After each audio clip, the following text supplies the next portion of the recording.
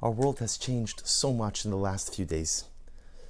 Since the incredible tragedy in Meron on this past Thursday night on Lag BaOmer, I think many of us still find ourselves in a fog, watching Levaya after Levaya, funeral after funeral, now seeing again the interviews taking place at the Shiva homes, and on one hand, incredible displays of emunah, incredible displays of belief, incredible displays of devekus, of clinging to HaKadosh Baruch Hu. We hear the stories of great people who were amazing and overwhelming and holy in their own simple, understated way. We see the heartbreak. We see the families that will never be the same. We see a people which will never be the same. Another tragedy in a long list of tragedies. But there seems to be something so different in this tragedy. Maybe it's because it occurred at such a holy and sacred place, the tomb of Rashbi Rabbi Shimon Bar Yochai. Maybe it's because it took place on a day which was supposed to be a Yom Tov, Lag BaOmer, a day in which we celebrate the cessation of death, the stoppage of death, the end of the death of the students of Rabbi Akiva.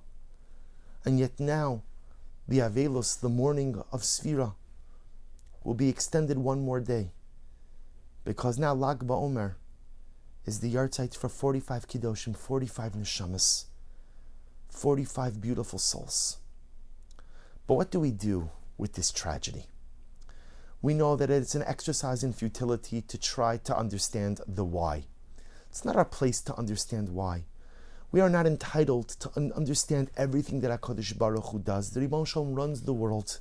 And we believe with a complete heart that the Ribono Shel Olam has both hands on the wheel. He's got it. I don't understand it. I can't comprehend it. I try, because there's nothing wrong with looking for reasons. There's nothing wrong with looking for meaning, as long as we're willing to accept that we won't always find it. But as many of the rabbis of past generations have articulated, sometimes it's not our job to ask why, but it's our job to ask what. What should we do in the aftermath of this tragedy? How should we be different? How should our lives be different? Because we know it can't be business as usual. I can't go back to the regular rigors, to the regular rhythms of life after hearing what I've heard, after seeing what I've seen, after closing my eyes and constantly replaying the videos, the images of the terrible tragedy in Meron. Life can't be the same. So what should we do? I don't want to focus on the why, but I have to focus on the what. What should I be? What should I become? What should I do? How should I grow in the aftermath of this tragedy? There's a beautiful medrash, and the medrash tells the story of Rabbi Shimon's parents, Yochai and his wife. And the medrash relates that Yochai and his wife were childless for many years. You know, Rabbi Shimon Bar Yochai did not come from a rabbinic family. He came from a regular, ordinary family. His father, Yochai, was a merchant, and they struggled with infertility for many years. Many years, cried torrents of tears, oceans of tears. And the story is told that one Rosh Hashanah, Yochai had a dream. And in his dream, he was standing in a field. And he saw many other people in this field with him, each individual standing by a sapling, a small tree. Suddenly a malach, an angel, appeared, carrying a barrel. The malach went sapling to sapling, poured some water on each of the saplings, and the saplings began to grow. The angel then made his way over to Yochai, and when he came over to Yochai, he took out a little flask, opened it up, and poured the water, the contents of the flask, onto Yochai's sapling. At this point, Yochai wakes up, not really understanding the enormity of the dream he has just dreamt. Matzei Rosh Hashanah, Yochai and his wife go to their Rebbe, and amazingly enough, who was their Rebbe? Rabbi Akiva. And Yochai goes on to recount the dream, and Rabbi Akiva, after he hears the dream, begins to smile ear to ear. He said, "My dear Yochai, do you realize what you've just seen? In that dream, all the people standing in the field are people who are going to be blessed with children in the coming year. Those saplings represented the little children which would be born into each of these families. And the malach who came with the water represented the hashkachas Hashem, the divine providence, which would allow the pregnancies to continue until completion and allow those children to come into the world. And Yochai and his wife can barely contain their excitement. Yochai says, but Rebbe, I have one more question. Why is it that for all of the other saplings, the malach, the angel, watered the saplings with the contents of the barrel, the water from the barrel, but for my sapling, he took out the flask and he watered it with the water in the flask? To which Rabbi Akiva responded, my dear Yochai, that flask contained all of the tears that you and your wife have cried over these years of struggle. That flask contained every last precious tear. That flask contained the tears of sadness, the tears of despair. And those are the very tears which watered your sapling. Those are the very tears that the Malach poured on your sapling, on your little Shimon, who would later on become Rabbi Shimon Bar Yochai Rashbi, the Tana Eloki. Those tears watered your sapling. And I think the Medrash teaches us a very profound lesson, because there are two different things that tears can do. You see, a person could drown in their tears. Sometimes I am so overwhelmed by the enormity of suffering, whether it be my suffering, the suffering in the world, the suffering of my people. A person could become so overwhelmed by adversity and difficulty that I could drown in my tears. I drown in the abyss of my challenge, of my heartbreak. Or your tears could become the things that saturate the soil of your personalistic growth. The tears can become the very miracle grow for dynamic life activity. The tears could pour down from my eyes, down my cheeks, into the personalistic soil and water my sapling of dynamic personalistic growth. And that's the choice we have to make when we cry. Will I drown in my tears? Will I drown in my suffering?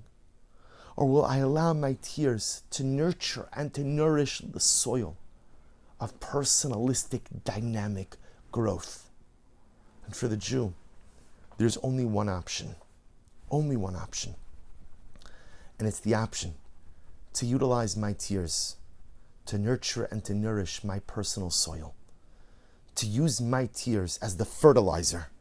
To use my tears as the miracle grow. To use my tears to saturate my personalistic soil and create something dramatically amazing. I won't drown in my tears. You know, it's easy to drown in your tears. How could I not drown in the tears when I watch a father, father of the Englard family, bury his two sons, 14 and 9.5 years old, in a Rosh Lavayan Erev Shabbos?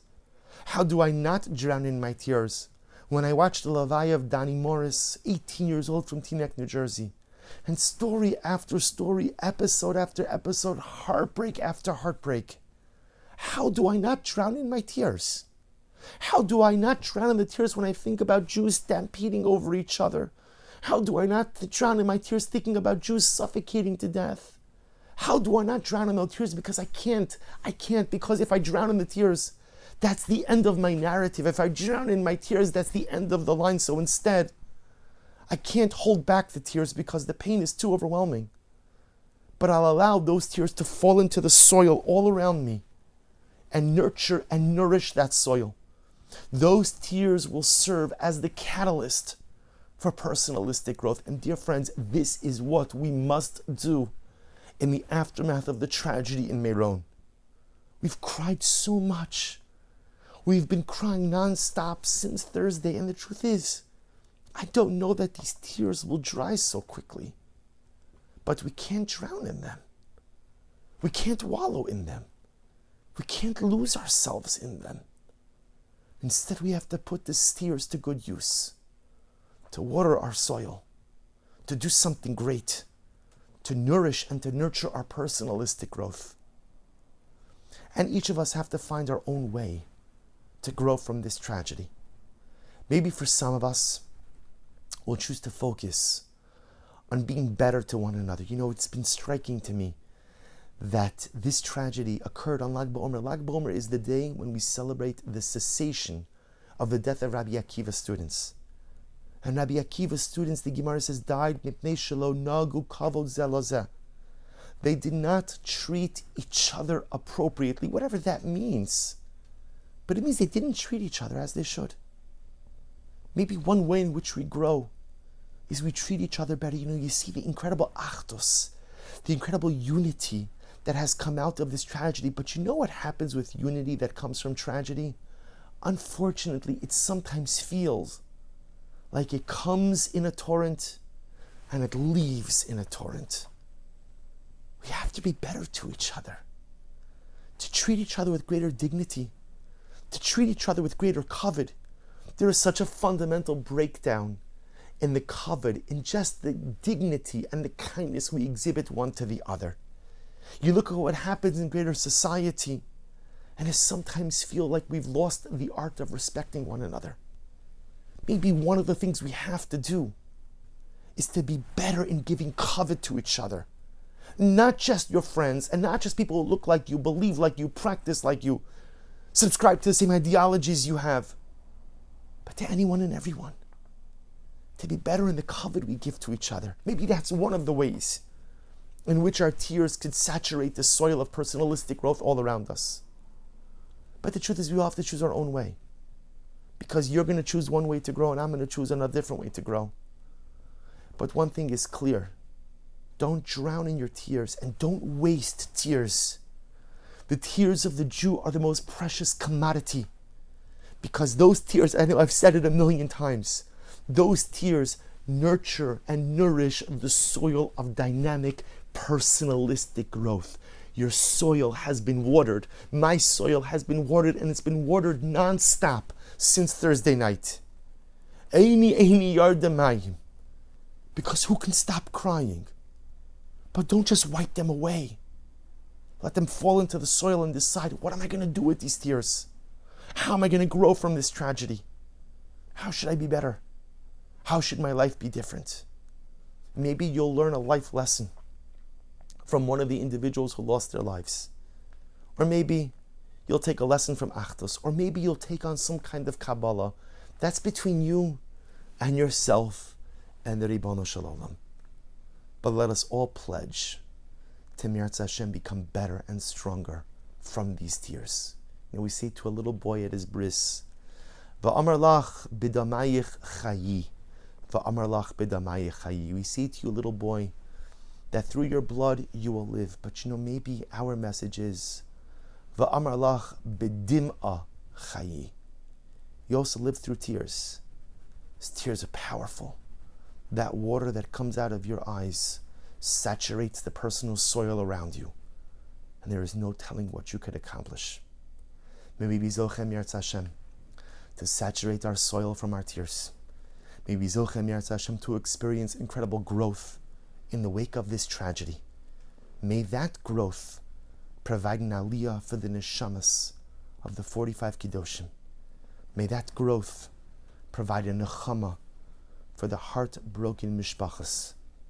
And may that growth which comes from our tears shed on Lag BaOmer, and Meretz Hashem pave the way for the coming of Mashiach Mihira B'Yameinu. Amen.